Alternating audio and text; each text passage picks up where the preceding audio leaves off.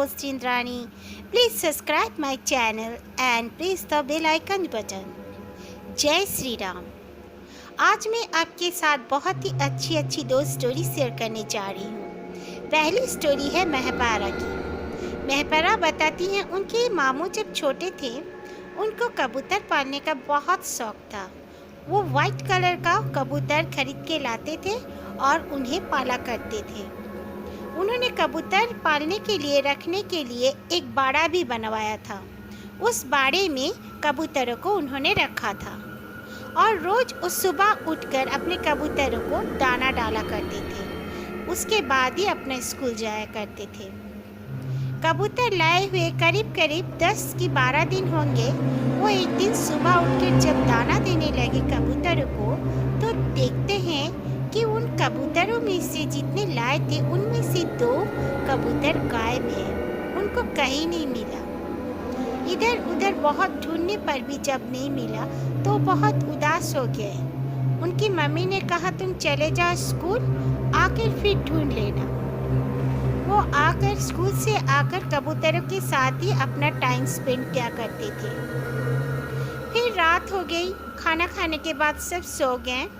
फिर मॉर्निंग में जब उठकर वो दोबारा उन्हें दाना देने गए तो देखते हैं फिर से 2 कबूतर कम हैं। वो बहुत गुस्सा हो गए और दुखी भी हुए। उन्होंने कहा कि मैं ये क्या करूं, मेरे कबूतर कम क्यों हो जा रहे हैं। पर कोई इतना ध्यान नहीं दिया करता था।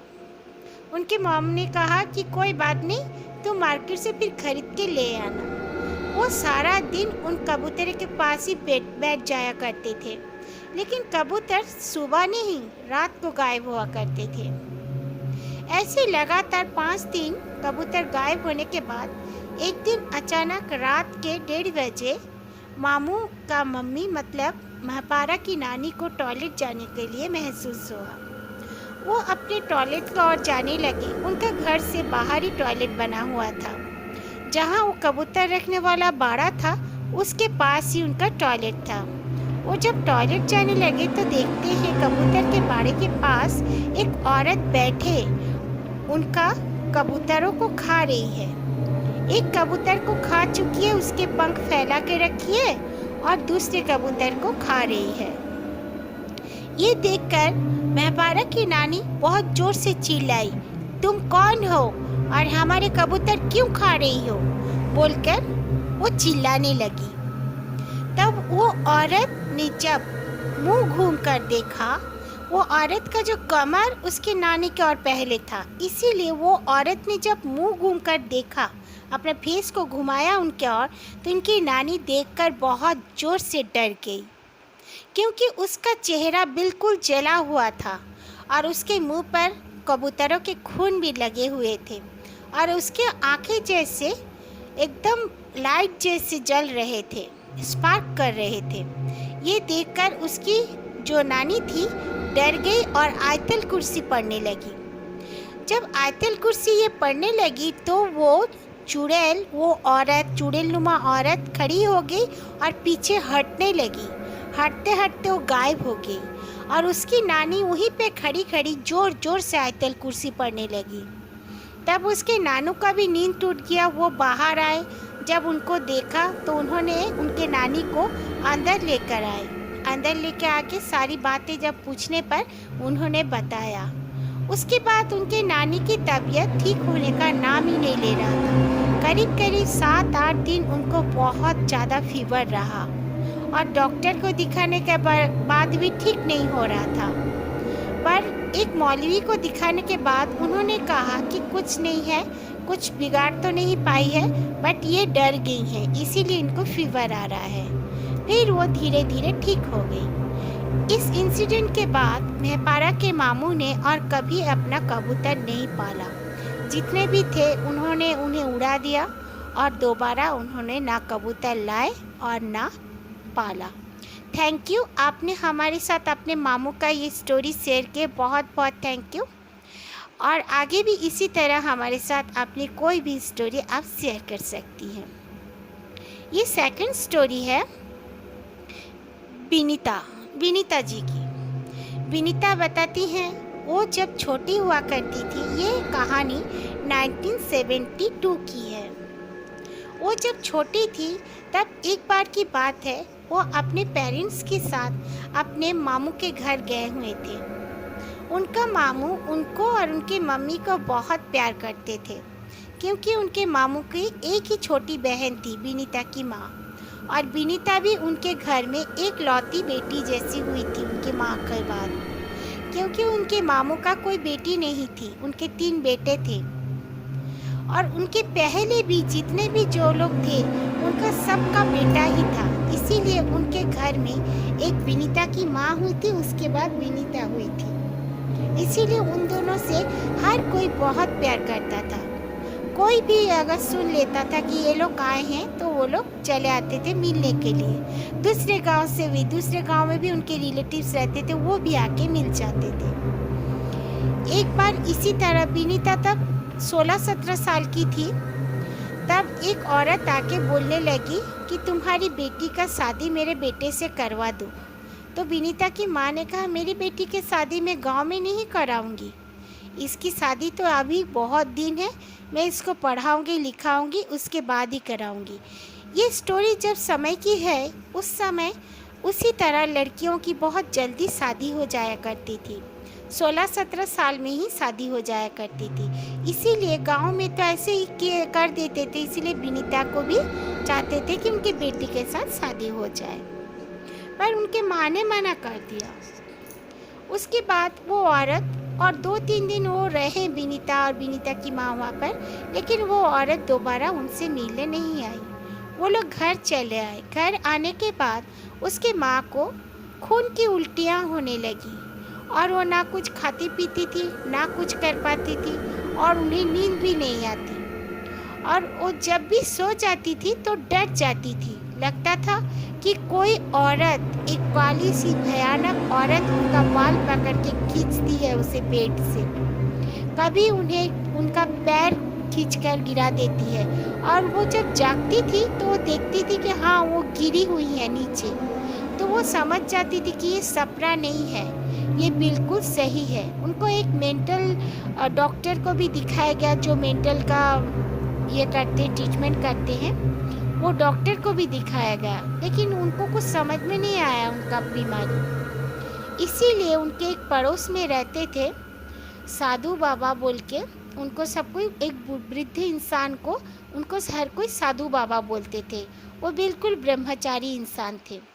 उनके पास ले जाने के लिए सबने कहा, तो वो चले गए। जाने के बाद उन्होंने कहा, वही साधु बाबा ने कहा कि इनके ऊपर में काला जादू किया गया है।